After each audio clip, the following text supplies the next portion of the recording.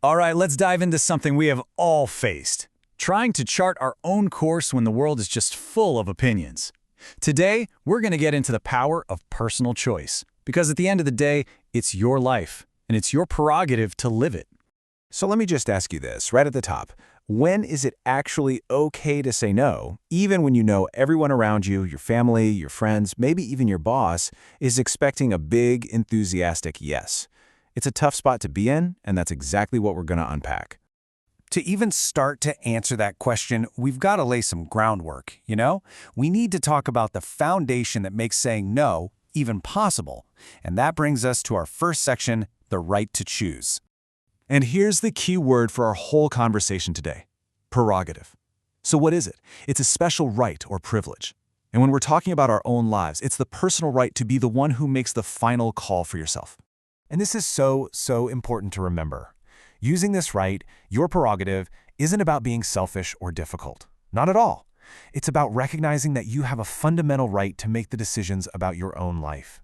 It's a core part of autonomy, of self-respect. Okay, so you have this right, this prerogative, but how does using it actually connect to personal strength? Let's move on and see how this idea builds in our next section, the measure of true power. And check out this quote, because it totally flips the script on what most of us think power looks like.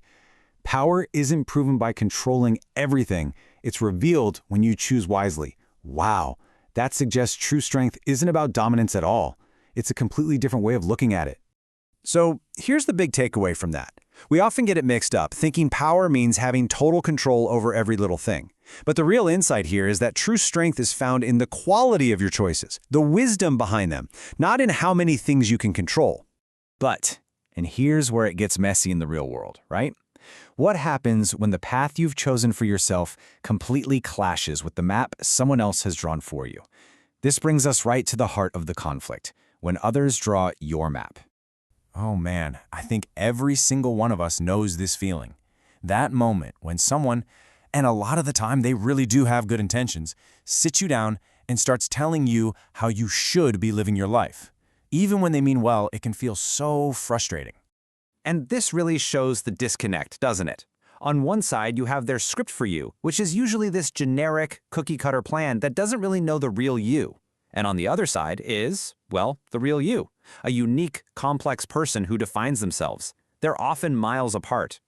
Our source material just nails the emotional impact of this with this quote. It says, "It is insulting. I don't even want to converse with those people who are so narrow-minded and just simply want to convert me to their liking." You can feel the frustration there, right? That feeling of someone trying to squeeze you into a box you were never meant for.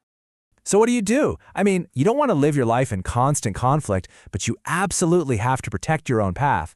And that leads us to this really elegant and powerful strategy, the art of closing doors.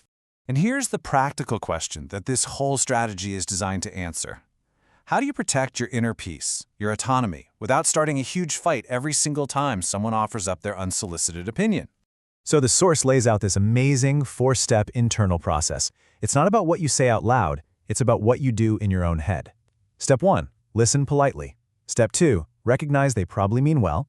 3, and this is the key, secretly discard the advice. And finally, step 4, actively maintain your inner peace. It's kind of like a quiet rebellion. Now, it would be easy to look at that and think, oh, that's just being passive. But no, that is not it at all. This is an active, deliberate choice. It's choosing to be civil on the outside while fiercely preserving your energy and your right to choose on the inside. It's a really smart act of self-preservation. And this is the beautiful metaphor that brings it all together.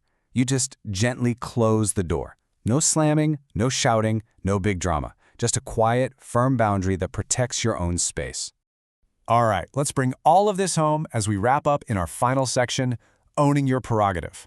When it all boils down, it's about this one single, powerful idea. You do not need to prove your worth to anyone but yourself. The only validation that truly matters is the validation that comes from within. So let's just recap the big takeaways, okay? First, your life is your choice. That's the core of owning your prerogative. Second, true power isn't about control. It's about making wise decisions for yourself. Third, setting those boundaries doesn't have to be a loud battle. It can be a quiet, internal act. And finally, all of this leads to one thing: You get to define your own happiness. And that leaves us with one final thought, a question to take with you. When you look at your own life, at all the expectations and opinions coming at you, what door will you choose to gently but firmly close?